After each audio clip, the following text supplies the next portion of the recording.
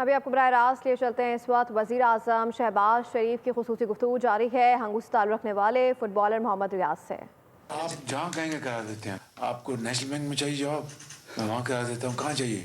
جتنے بھی وفاقی ادارے ہیں ان میں ہم اپنے ماہر اسپورٹس مین کو ہم ان کو جابس دیں گے، اور یہ پالیسی میں بنا چکا ہوں بالکل۔ رانا صاحب مہربانی کر کے آپ اس کی ایک ریویو میٹنگ کر کے تو پھر مجھے آپ اگر اس میں کوئی رکاوٹ ہے تو مجھے بتائیں، نہیں تو اس کو آپ فوری طور پہ امپلیمنٹ کروائیں۔ تو خان صاحب بہت مہربانی، شکریہ سر، آپ کے ان کے بہت خوشی ہوئی۔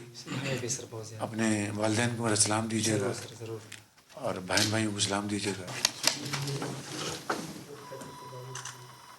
آپ کو اپڈیٹ کریں اس حوالے سے وزیر اعظم نے ہنگو کے 29 سالہ فٹ بالر محمد ریاض کو اس کے مالی بنیادوں پر جاب فراہم کرنے کا اعلان کیا ہے۔ وزیر اعظم شہباز شریف ہنگو میں فٹ بالر محمد ریاض سے گفتگو کر رہے تھے۔ مزدوری کرتے ہوئے دیکھا تھا، اس نے مجھے بلایا کہ مطلب آپ آج کے بعد مزدوری نہیں کرو گے، اپنے اسپورٹس پہ توجہ دو گے۔ میں اس کا بہت مشکور ہوں، شکر گزار ہوں، اور میں نے وزیر اعظم صاحب کو بتایا بھی کہ مطلب میرے جیسے بہت سارے پلیئر ہیں کہ وہ بے روزگار ہے، اور مطلب اس کا کوئی ڈپارٹمنٹ وغیرہ کوئی بھی نہیں ہے جو بند ہوئے تھے۔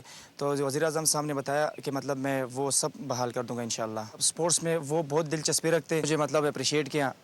اس نے مجھے کہا کہ اپنے اسپورٹس پہ توجہ دو گے۔ اس نے ہمیں یقین دہانی دی کہ مطلب کے پی میں جدھر بھی ہو، مطلب جون سے مسئلے بھی میں سارا سب کا سب حل نکال دوں گا انشاءاللہ۔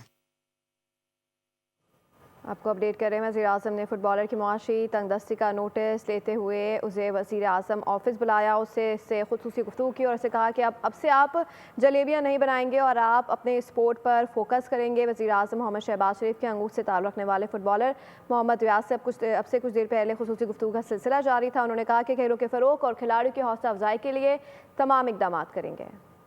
اپنے ماہر اسپورٹس مین کو ہم ان کو جابس دیں گے، اور یہ پالیسی میں بنا چکا ہوں بالکل۔ رانا صاحب مہربانی کر کے آپ اس کی ایک ریویو میٹنگ کر کے تو پھر سبسکرائب کریں اور بیل دبائیں تاکہ کوئی خبر رہ نہ جائے۔